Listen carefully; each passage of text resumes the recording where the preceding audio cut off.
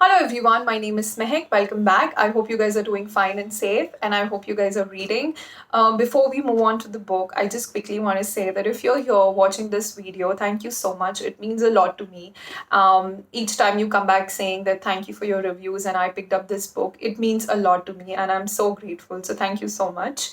Coming back to the book that I finished reading, it's called The Lonely City: Adventures in the Art of Being Alone by Olivia.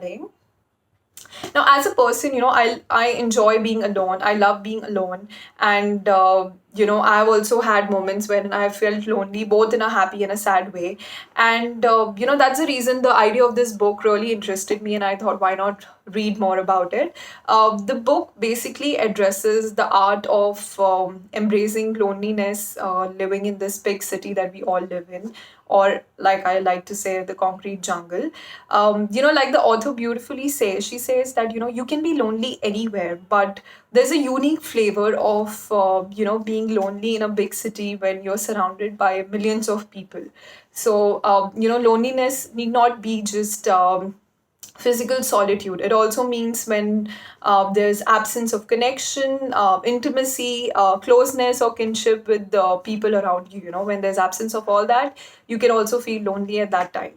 Now, the story is of the author itself, Olivia. She is in her mid-30s and she finds herself alone in the New York City. She fell in love with this guy. She was basically from England, and she fell in love with this guy and moved to New York for him.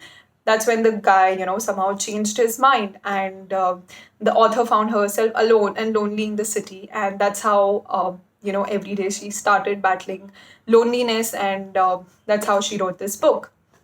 Now, when she was alone every day, she started, exploring the city. The word exactly used in the book is, she hopelessly clinged herself to the city and she started exploring the city. Now, as she was battling loneliness and exploring the city, she also came across some of the famous artworks by, some of the most compelling artists that the New York City has seen. And as she, came across their work and read about them, she realized that, how each one of them was battling loneliness in their life at some stage of their life, and how they have projected that loneliness, in their artwork. So at this point of time, the book becomes less about the author and more about these four artists whose work the author is seen discussing. So it becomes more about them, like a memoir of each of these artists, wherein you read about their childhood or their early adulthood and the problems they went through, like child abuse, mental illness.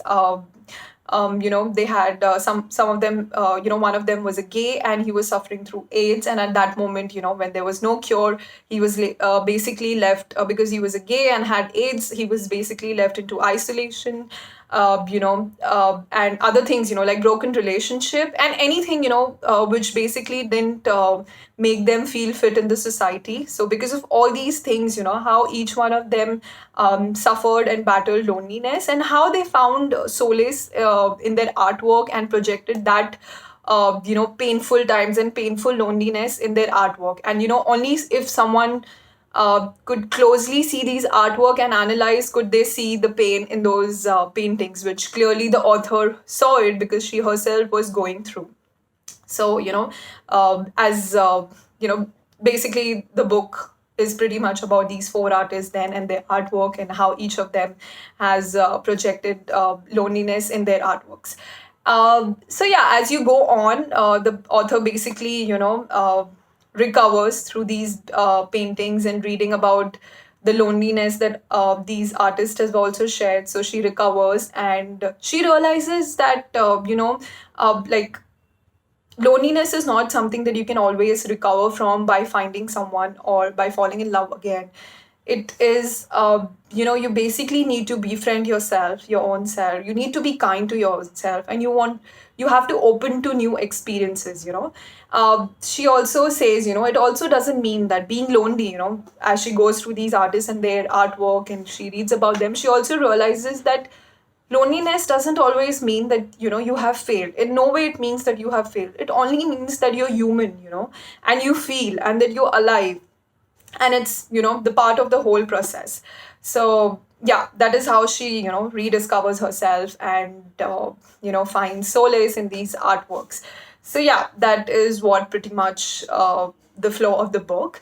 Now, I like the book, it's really thought provoking, but I think at some point of time it became really sad for me, to read about these artists and their psyche and the heart aching, loneliness that each one of them went through. As you read about them, it gets really painful, reading all those, things about child abuse or rape or, how someone was gay and had AIDS and didn't get any medical treatment and how they felt lonely in isolation and all those things. So when you read about them,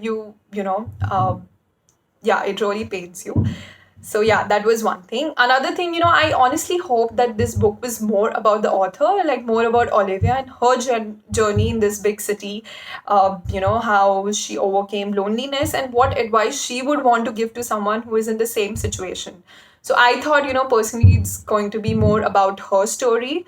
And yeah, the author also, in between the text, she also book, she also says that how each one of us, she actually criticizes technology, that although each one of us is really connected with technology, but at the end of the day, technology also makes us solitary figures wherein we are just hooked on to our phones and our computers and literally disconnected from each other. So she also throws light on that. Yeah, that's what the pretty much the book is all about. I'm going to read two, three things that I came across, which I think are going to stay along with me and basically describes, what it feels like to be lonely. The author says, I wanted to be seen, taken in, and accepted, the way one is by a lover's approving gaze.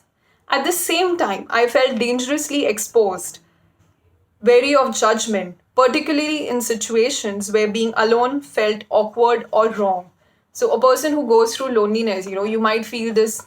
I mean, I have gone through that situation. There are times, when I want that attention from people, and then there are times I'm scared of all the, not scared, but, I'm not really looking forward to all the attention and the gaze of, everyone in the room, which I'm sure each one of us goes through.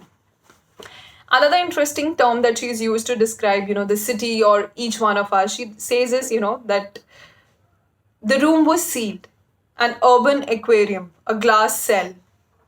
The city feels like an urban aquarium in which each one of us is basically inside, running and doing our own work. No one was talking, no one was looking at anyone else. Each one of us was basically hooked onto our screens. Yeah, another thing she says, loneliness seems to be such a painful, frightening experience that people do practically everything to avoid it. This avoidance seems to include a strange reluctance on the part of psychiatrists to seek scientific clarification on the subject. Because loneliness is something that we all want to avoid, we all are shameful about it, we don't accept about it. So, actually, scientists have less scientific clarification on the same subject. Another thing, when the author says, she wished she was a machine because machines have less problem. I'd like to be a machine, wouldn't you? Okay. Now, as I said, these authors, they went through, child abuse and instances in their childhood that led to their loneliness.